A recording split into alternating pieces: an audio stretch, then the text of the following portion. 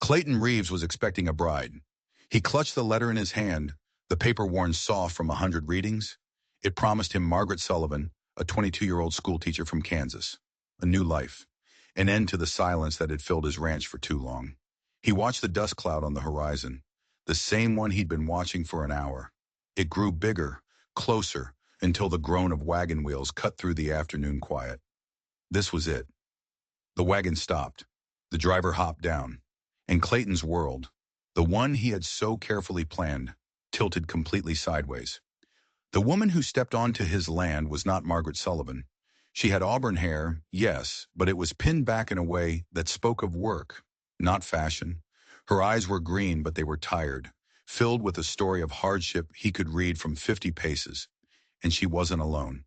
Behind her, a parade of ghosts tumbled out of the wagon. 5 of them. 5 children, each one looking more lost than the last.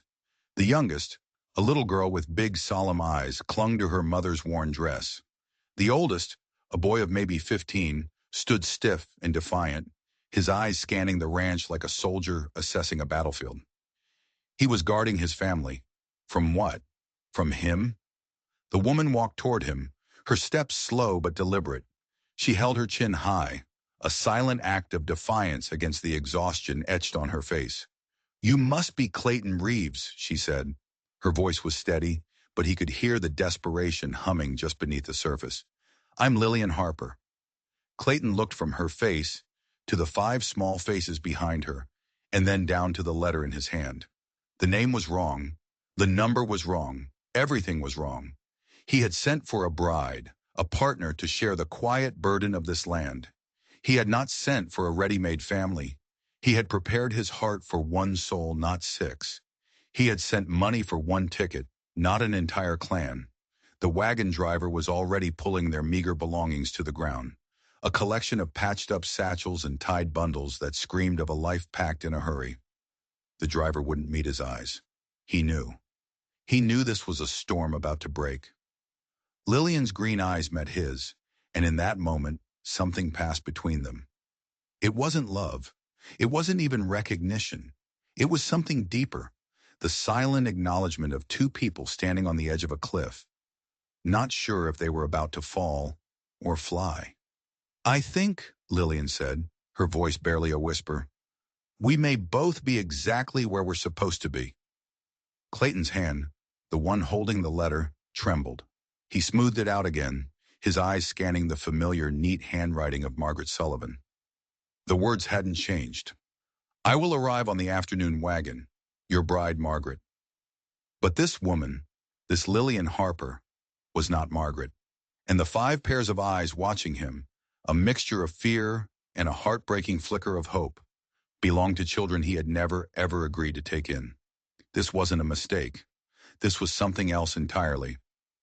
"There seems to be some confusion, Mr. Reeves," Lillian said, stepping a little closer.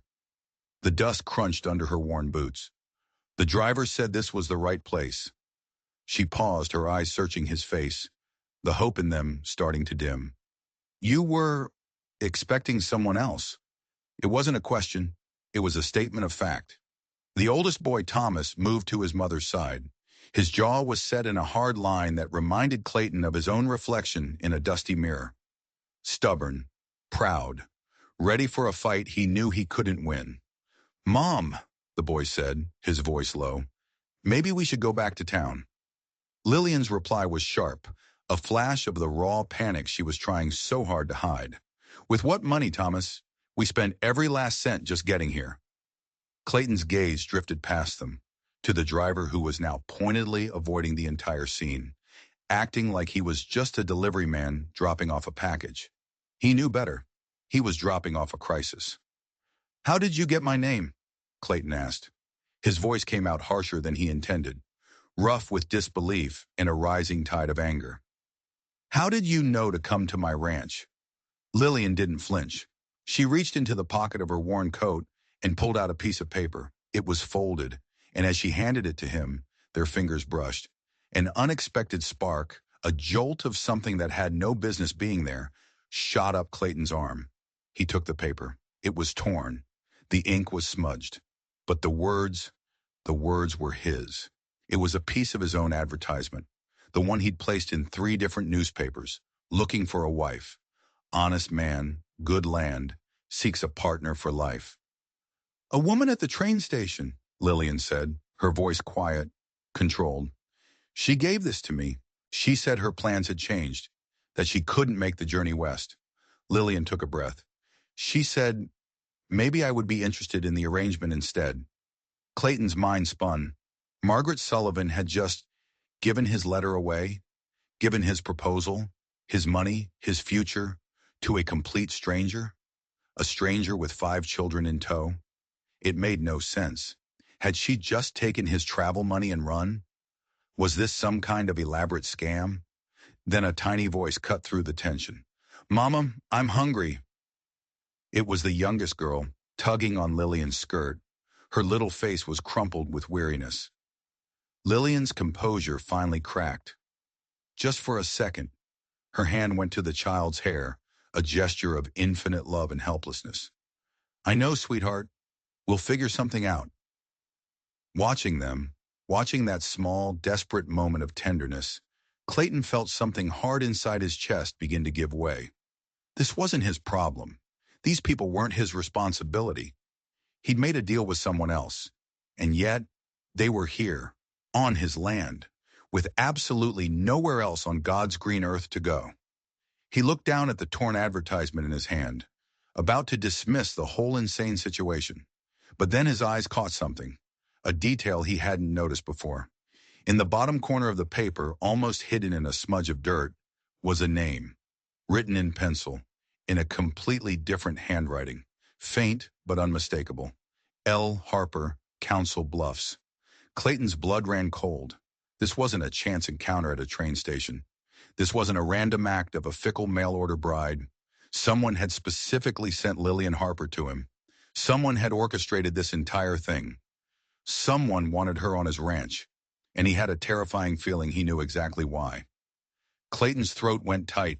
The name scribbled on the paper wasn't just a clue. It was a ghost from his past, pointing a finger right at him. This was a setup, a deliberate, calculated move by someone who knew things they shouldn't. He looked up from the paper, his eyes locking onto Lillian's. Mrs. Harper, he said, his voice low and serious. What happened to your husband? Her face went pale. It was subtle, but he saw it. The color drained away, leaving her looking even more fragile. She instinctively gathered her youngest child closer, a mother hen protecting her chick. He died, she said, her voice steady despite the tremor he could now hear underneath. 6 months ago. A fever took him. It was fast. She swallowed hard. We lost the farm right after. The bank wouldn't wait. The boy Thomas stepped forward again. He was his mother's protector, her little man. We've been in a boarding house, he said, his young voice filled with a man's responsibility. But Ma's money ran out. The landlord told us to leave this morning. Clayton folded the letter, his mind piecing it all together. Someone knew about his ad for a wife. Someone knew about Lillian's desperate situation, and that someone had connected the two, like a puppet master pulling strings from miles away. The wagon driver, having unloaded the last of their pitiful belongings, finally walked over, his hat in his hands. Mr. Reeves, he said, his voice laced with reluctance, I gotta head back to town before it gets dark. Are these folks staying, or are they coming back with me? The question hung in the hot, still air. A challenge. A choice. Send them back? Back to where? To a town where they knew no one? With no money, no food, no roof over their heads? He pictured the 5 children, their faces already etched with too much disappointment, sleeping in an alley. The little girl with the worn cloth doll clutched in her hand. His rational mind screamed at him. This wasn't his burden to bear. It was a mistake, a cruel trick. How do I know you're telling the truth? He asked, the words sounding weak even to his own ears. He could see the truth. It was in the careful mends on the children's clothes. It was in the quiet dignity Lillian held on to like a shield. It was in the fierce, protective glare of her oldest son. Lillian lifted her chin. That spark of defiance was back in her eyes. You don't, Mr. Reeves. Just like I don't know if you're the kind of man who would turn away a widow and her children. But I will tell you this. I did not travel 300 miles to play games. We are here because we have nowhere else to go. The driver shifted his weight, clearing his throat. Folks, I really got to get an answer. Clayton's gaze went to the house behind him. His house. The rooms were clean, but they were empty. The hallways were long, but they echoed with his own loneliness. For years, he'd rattled around in that place like a ghost, the silence a constant, heavy companion. He had dreamed of Margaret Sullivan filling that silence with laughter, with life. He looked back at Lillian. She was smoothing her daughter's hair, her fingers gentle and sure. And in that instant, his carefully planned world didn't just tilt, it shattered. The choice wasn't about what he wanted anymore. It was about who he was. Was he the kind of man who would honor his word to a stranger? Or was he the kind of man who would send a family to their ruin? His decision came out of his mouth before his brain had a chance to argue. Driver, Clayton said, his voice firm, you can head back to town. These folks are staying. The words hung in the air, surprising everyone, including himself. A wave of relief washed over Lillian's face so powerfully her shoulders sagged. She tried to hide it, to maintain her composure, but the exhaustion and fear of the last few days were too much. Mr. Reeves, she said, her voice thick with emotion, I promise you, we are not charity cases. I can work, I can cook, clean, mend. The children will do chores. We will not be a burden. We'll see about that, Clayton said, but the harsh edge in his tone was gone. He watched Thomas gather the younger children, whispering to them, calming their fears with the practiced ease of a boy forced to become a man too soon. The wagon rattled away, disappearing in its own cloud of dust, leaving the 7 of them in the sudden, ringing quiet of the ranch yard. It felt different. The silence wasn't empty anymore. It was filled with presence, with heartbeats. He found himself studying Lillian's face, the determined set of her jaw, the lines of worry around her eyes. She was probably near his age, but life had dealt her a much harder hand. There are spare rooms upstairs, he said finally, breaking the silence. They're not fancy, but they're clean. You and the little ones can take the big room at the end of the hall. The boys can have the room next to it. As they began to gather their things, a strange procession moving towards his quiet house, Clayton saw something that made him stop dead in his tracks. Pinned to the inner flap of one of Lillian's travel bags was a small photograph, a tintype. Even from a few feet away, he could make out the face of the man in the picture. He wore a uniform, but it wasn't the uniform that made Clayton's breath catch in his throat. It was the face, a face he knew, a face he had tried for 8 long years to forget. It was the face of a man who had every reason to know about his loneliness, every reason to know he was seeking a wife, and every reason to send his own desperate family to Clayton's doorstep. A cold dread crept up his spine. Mrs. Harper, he called out, his voice quiet, dangerously calm. That photograph, was that your husband? Lillian paused on the porch steps, her hand gripping the railing. She turned back to him. Yes, she said. That's James, James Harper. He was in the cavalry before we were married. He saw a flicker of something new in her eyes, a weariness that went deeper than just a long journey. Where did he serve? Clayton asked, though he already knew the answer. Fort Robinson, mostly. Why do you ask? Fort Robinson. The name hit him like a physical blow. The same post where he had worked as a scout 8 years ago. The same post where he'd known a young, ambitious lieutenant named James Harper. The same post where their friendship had been shattered by a bitter argument over stolen Army supplies. An argument that had sent Clayton packing, turning his back on that life for good. The children had gone quiet. They could feel it. The shift in the air. The invisible current of tension now flowing between the 2 adults. Lillian was studying his face now, her green eyes sharp, calculating. The pieces were clicking into place for her, too. You knew him, she said. It wasn't a question. You knew my James. Clayton could only nod, his mind a whirlwind of impossible connections. James Harper was dead, but even from the grave it seemed his old friend, or enemy, was pulling the strings. If James had known where to find him, if James had somehow arranged for his own widow to intercept a letter meant for another woman, then the question that burned in Clayton's gut was simple and terrifying. What had James Harper told his wife about him? Lillian's gaze was unwavering, a prosecutor's stare. He could almost see her mind working, replaying old conversations with her husband, sifting through half-forgotten stories about his time at the fort. Stories that must have included a man named Clayton Reeves. Your husband and I, we worked together, Clayton said, choosing his words with extreme care. It was a long time ago. People change. Not James, Lillian said, and the quiet intensity in her voice sent a chill down his spine. He never changed. He talked about the fort all the time, especially at the end. She took a step closer. When the fever was bad, he started mentioning names from his past. Your name, Mr. Reeves. It came up more than once. Thomas, the ever-watchful soldier, moved closer to his mother. Ma, it's getting cold. Maybe we should go inside. He was trying to de-escalate, to pull his mother away from this invisible danger he didn't understand. Clayton felt a pang of guilt. They were still standing in the yard, two adults locked in a battle of wills from the past, with 5 tired, hungry children caught in the crossfire. He's right, Clayton said, forcing himself back to the present. Let's get everyone settled. The moment they stepped inside, the house changed. Children's voices, hesitant at first, then growing bolder, echoed through rooms that had only known silence. It was a shock to the system. Clayton watched as Lillian, despite her exhaustion, moved with an efficiency that was mesmerizing.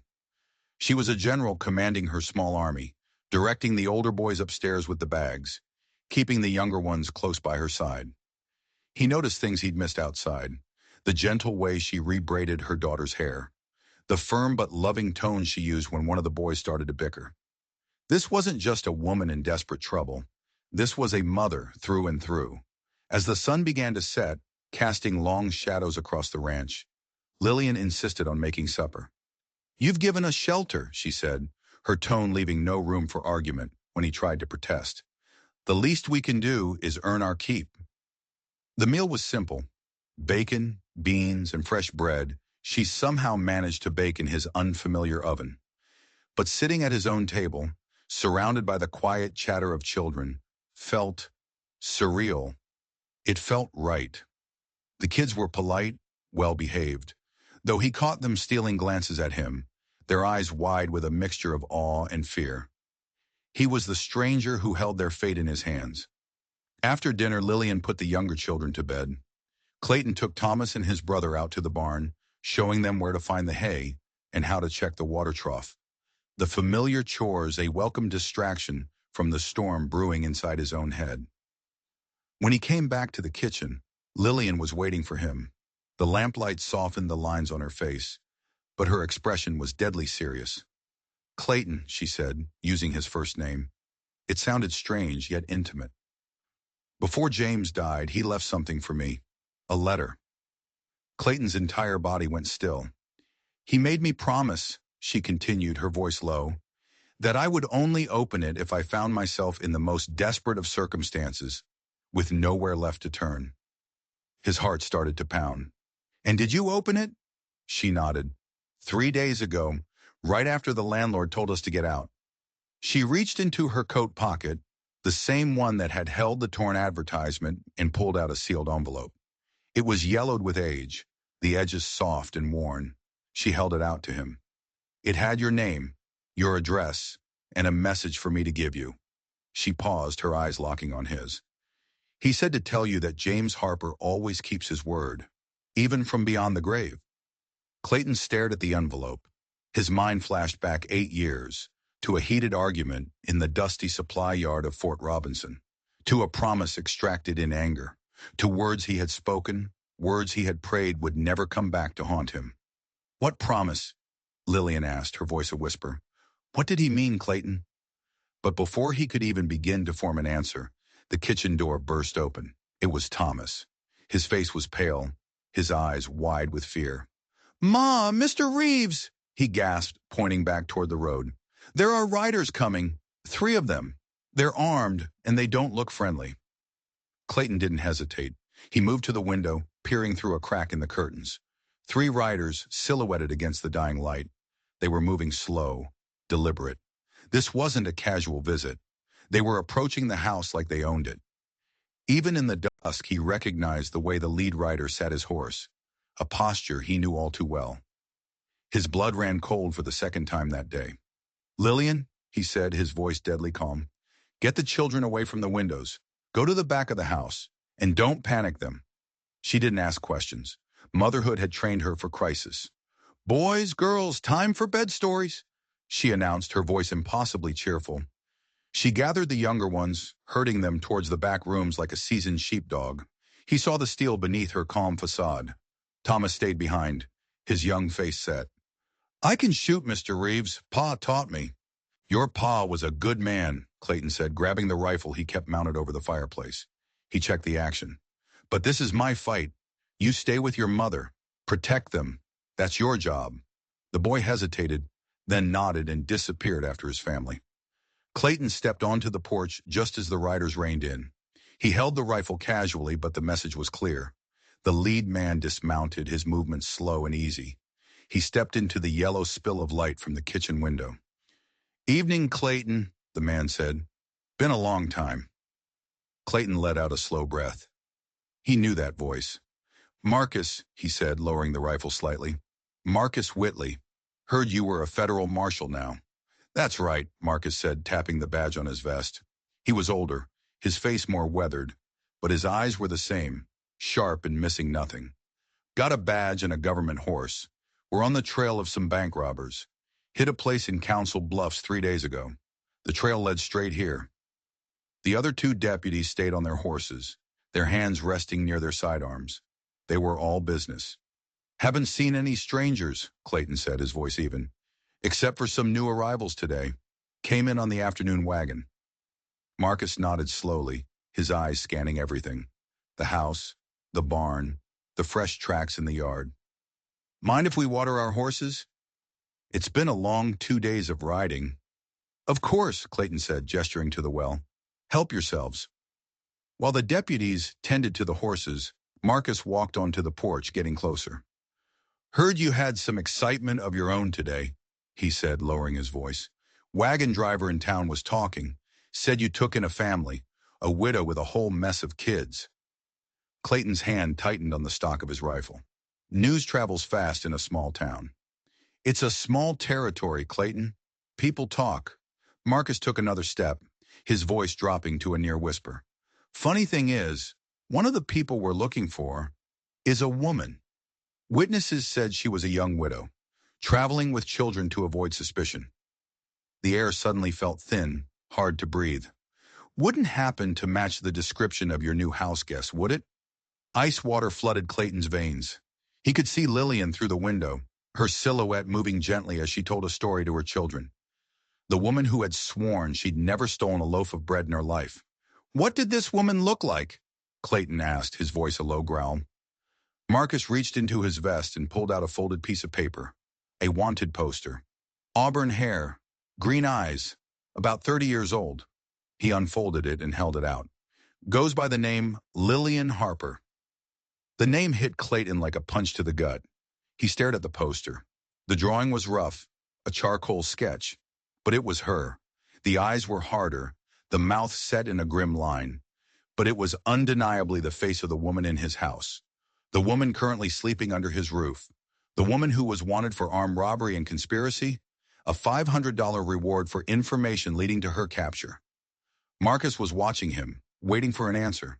Waiting for him to confirm that the fugitive he'd been tracking for 2 days was right here, just a few feet away. But Clayton wasn't just thinking about the wanted poster. He was thinking about the other letter. The one from James Harper, still sealed, in Lillian's pocket. James Harper always keeps his word. What did it mean? What promise had he made? Whatever debt he owed the past, whatever game James Harper was playing from the grave, it was all coming to a head right now, on this porch, and he was standing right in the middle of it. Clayton looked at the wanted poster again. The drawing showed a woman with Lillian's features, but the soul behind the eyes was all wrong. The sketch depicted a hardened criminal, a woman of sharp angles and cruel intent. The woman in his house had sorrow in her eyes, not malice. She had the soft lines of a mother who had cried too many tears and shouldered too many burdens. "Well?" Marcus pressed, his voice patient but firm. Clayton? The woman you took in? Is it her? Clayton's mind raced, replaying every moment since the wagon arrived. Lillian's genuine shock at his confusion. The children's raw hunger. The story of losing the farm, a story that felt painfully real. The way she had faced him down, her dignity her only weapon. None of it felt like an act. It didn't feel like the behavior of a woman sitting on a pile of stolen bank money. The woman I met today, Clayton said, his voice slow and deliberate, lost her husband 6 months ago. She lost her farm to the bank. She arrived here with 5 kids and not a penny to her name. Doesn't sound like a successful bank robber to me, Marcus. Marcus considered this, his gaze never leaving Clayton's face. Could be a cover story, he said thoughtfully. A damn good one. Criminals are getting smarter these days. He carefully folded the poster and tucked it back inside his vest. I'll need to see her, Clayton, just to be sure. Every protective instinct in Clayton's body screamed no, but he knew he couldn't refuse. It would make him look guilty, like he was hiding something, which he realized with a jolt, he was. She's putting the children to bed, Clayton said, stalling for time. They've had a long, hard journey. Can it wait until morning? Marcus hesitated, then glanced back at his men, who were finishing up at the well. I suppose it can, he conceded. We'll make camp down by the creek. We'll be back at first light. He stepped off the porch but turned back, his voice low and carrying a clear warning. But Clayton, if it turns out you're harboring a fugitive, that badge on my chest won't matter. Our friendship won't matter. You'll be an accessory to a federal crime. The 3 marshals rode off into the darkness, leaving Clayton alone on the porch, the weight of an impossible choice pressing down on him. He felt trapped between his past and his present, between a promise he couldn't remember and a law he couldn't ignore. The kitchen door opened softly behind him. It was Lillian. She had pulled a shawl around her shoulders against the night air. The children are asleep, she said quietly. They were asking about the men. I told them they were just travelers. She looked at his face, and her own grew worried. What's wrong? What did they want? Clayton turned to face her, the yellow lamplight casting deep shadows across her features. There was no more time for games, no more time for guessing. He needed the truth. Lillian, I need you to answer me honestly. Have you ever been to Council Bluffs? He saw it again, that flicker in her eyes. It wasn't guilt. It was fear, pure, unadulterated fear. Yes, she whispered. We lived near there for a while. After James died. Before the bank took the farm. Why are you asking? There was a bank robbery in Council Bluffs 3 days ago, he said, watching her face for any sign of deception. The marshals who were just here, they believe a woman matching your description was involved. Her face went completely white. She grabbed the porch railing to steady herself, her knuckles turning as pale as her face. No, she gasped. Clayton, I swear to you, on the lives of my children, I have never stolen anything. We may be poor, but we are not thieves. The conviction in her voice was absolute. There was no lie in her eyes. And in that moment, he knew. He believed her. But his belief didn't mean a thing to Marcus Whitley and his wanted poster. They're camped by the creek, Clayton said. They're coming back in the morning to see you. He paused, letting the weight of that sink in. And there's something else you should know. The marshal in charge, he and I served together years ago. He's not going to just take my word for it that you're innocent. Lillian was silent for a long, terrifying moment. The night seemed to press in around them. Then, with a look of grim resolve, she reached into her coat and pulled out the sealed envelope from her husband. Then perhaps, she said, her voice trembling but firm, it's time you finally read what my husband wanted you to know, because I have a terrible feeling that our lives are going to depend on it. Clayton took the envelope. His fingers trembled as he touched the worn paper. Across the front, in James Harper's neat, familiar script, were 5 words. For Clayton Reeves, a promise honored. Under the flickering porch light, he broke the seal. He unfolded the single sheet of paper inside. James's handwriting filled both sides, and as Clayton began to read, the memories he had buried for 8 long years came rushing back. Clayton, the letter began. If you are reading this, it means I am gone, and my Lillian has found her way to you. Just as I planned. It means she is in the kind of trouble only an old friend can fix. You are probably wondering why. Why you, after all this time? After the way things ended between us at Fort Robinson? The answer is simple. It's because of the promise you made me that day. The day our friendship ended. You were right, Clayton. You were right about the supply contracts. About the corruption. I was a young, foolish lieutenant, too proud to admit an old scout knew better than I did. The conspiracy you uncovered, it would have ruined good men, destroyed families, if it had been exposed the wrong way. That day you told me you would rather walk away, sacrifice your own name, than see innocent women and children suffer for the mistakes of their husbands. I called you a coward, but you said something I never forgot. You said you would always protect a soldier's family if they were in need, no matter the cost to yourself. You gave me your word. In that moment, you gave me more than an argument. You gave me peace of mind. I carried those words with me through the war. In the darkest hours, when I thought I would never see my family again, I held on to the knowledge that there was one man in this world, a man of honor, who would keep my family safe if I fell. I am not trapping you with this letter, old friend. I am giving you a chance to be the man I always knew you were. Lillian knows nothing about this. She knows nothing of our history or of your promise. She thinks a stranger at a train station gave her your advertisement. The truth is, I had a friend in Kansas City arrange it. I've been saving your advertisement for years, just in case. If you choose to honor your word, I know you will not regret it. She will bring light back into your life. If you choose to turn her away, I will understand. But please, for the memory of the friendship we once shared, at least give her a chance. Your brother in arms, James. Clayton's hands were shaking as he lowered the letter. He looked up at Lillian, who was watching him, her eyes searching his face. He wrote about you in his journals, she said softly, after he got sick. He wrote that you were the most honorable man he had ever known, even when that honor cost you everything. He looked at her, and he no longer saw a stranger or a fugitive or a burden. He saw the woman James Harper had loved, the woman he had trusted with his final desperate gamble. Lillian, he said, his voice thick with emotion. 8 years ago, in a moment of anger, I made your husband a promise. I told him I would protect any soldier's family who needed it. No questions asked. And now you're trapped, she whispered, her voice filled with a sad understanding. He shook his head, a slow, certain movement. No, he said, folding the letter and tucking it safely into his own pocket. I'm not trapped. He looked at her, really looked at her, and a truth he had been fighting all afternoon finally settled in his soul. I'm freed, because this letter, it gives me permission to do what my heart has been telling me to do since the moment you stepped off that wagon. He took a step toward her, but before he could say another word, the kitchen door flew open again. It was Thomas, his face a mask of pure terror. Mr. Reeves, he cried out. There's someone else coming, a single rider, coming hard. It's a woman, and she's got a rifle aimed at the house. Clayton spun around, his hand instinctively going for the rifle he'd left leaning against the wall. He peered into the darkness. A lone figure on horseback was charging into the yard, riding recklessly, a dark shape against the moonlit ground. The rider pulled the horse to a skidding halt, and in the faint light, he could see it was a woman.